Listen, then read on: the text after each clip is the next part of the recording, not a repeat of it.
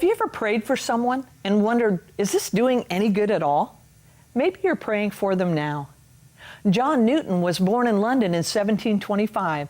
His father was a harsh ship captain, and in contrast, his mother was a loving woman of great faith and devotion. She intended her son be a minister, and she taught him how to read by the age of 3. At 4, John was already memorizing poems and hymns and Bible passages. His mother died of consumption just before his 7th birthday, and for a time, John was sent away to a boarding school. But at the ripe old age of 11, Newton was assigned to his father's crew at sea. By his own admission, John Newton became an arrogant, headstrong, disobedient hoodlum. Life wasn't kind to him, and he wasn't kind right back.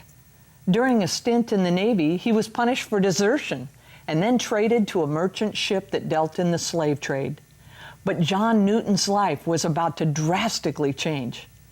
Facing certain death in the midst of a furious storm, John cried out to the God of my mother, and miraculously his ship survived. John Newton's life began a radical change.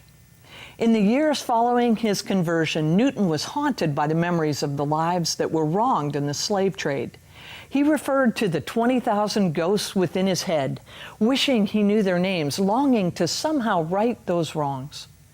Newton did indeed become a minister and a teacher, in particular a mentor to William Wilberforce, the person largely responsible for abolishing slavery once and for all in Great Britain.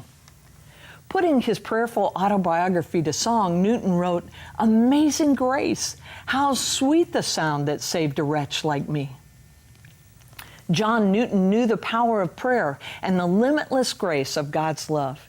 He once was lost, but now is found in that great cloud of witnesses surrounding us.